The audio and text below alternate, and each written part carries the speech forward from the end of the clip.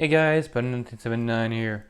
Gonna bring to you guys today a first look at the LCFUN Explorer. So this is a USB arc waterproof lighter. So I'm just gonna show you guys real quick the lighter itself and how it works. So basically you have a little latch to seal it up tight. And then you have a little spring loading mechanism and you got your little arc lighter right there to light up stuff.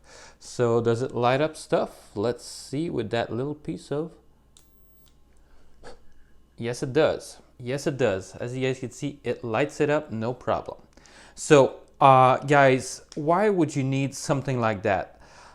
For me, I am loving this type of technology, especially in this format where it's waterproof and water resistant. So if the concept is well applied and it is actually waterproof, this concept is really nice because you basically have unlimited fire. And you're gonna tell me, no you're not, you're just gonna have a limited number of charge which you can light up something with. Yes, that's true. But if you have a solar panel, solar charger with you, then you can recharge this thing or even power it up while it's charging, I'm guessing, and be able to have unlimited fire capabilities.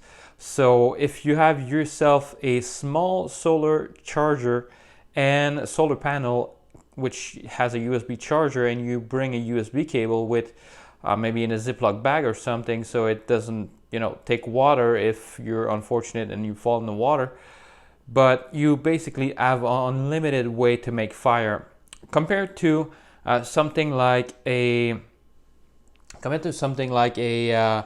butane or fuel powered lighter, which requires you fuel and sometimes can break up.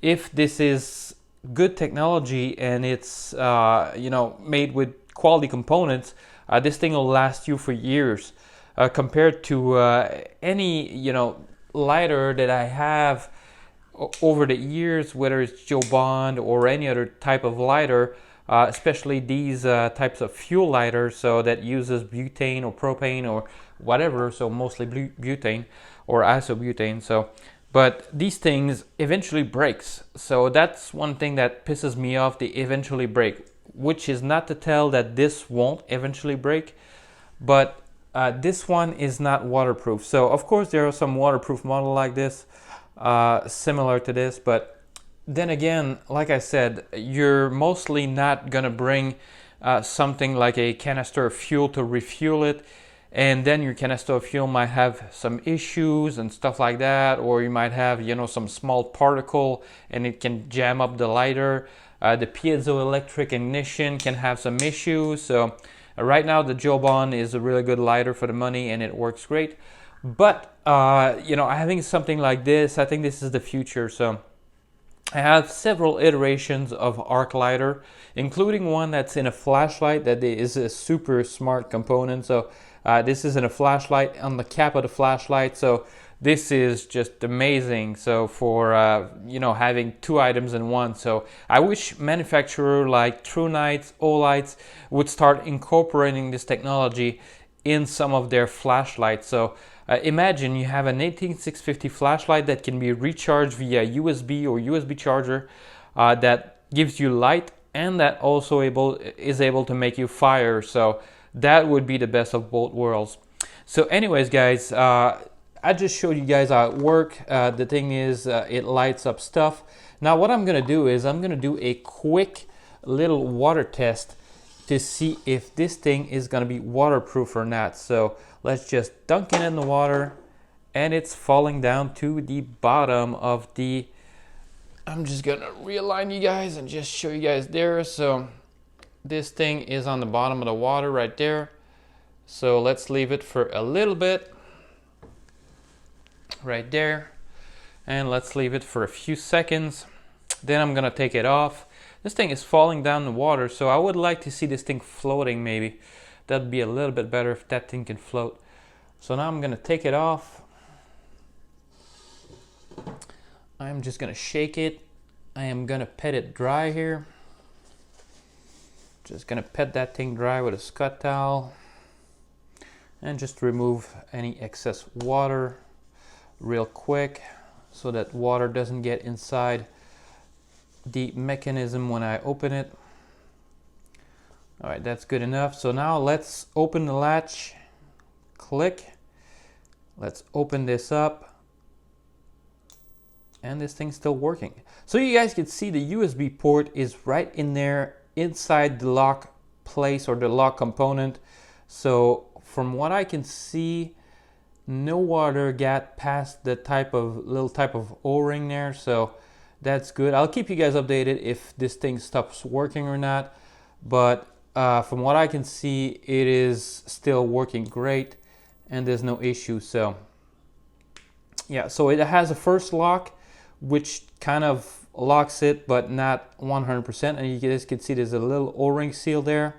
I wish the O-ring seal would be a little bit bigger and give you a little bit more pressure, but when you flip that lock and you press it in there, now it makes a bit of a better seal. So you guys can see it seals it up all around there, makes a nice seal. I don't know if the seal is 100%, but I just left it in the water, submerged completely, and I open it up and it's fine, it's still working. So keep you guys updated if this thing doesn't work eventually. If it stops working, I'm gonna keep you guys updated. So let's just see if it can make fire again. It's probably gonna be the same thing because it's still working. So same little paper towel there. Yep, makes fire. So all right guys, it's gonna smell really nice in my house. So a little bit of fire. So all right guys, just a quick first look and demonstration of the LCFUN Explorer arc lighter that is waterproof. So guys, these types of lighter, they sell under different brands, different name.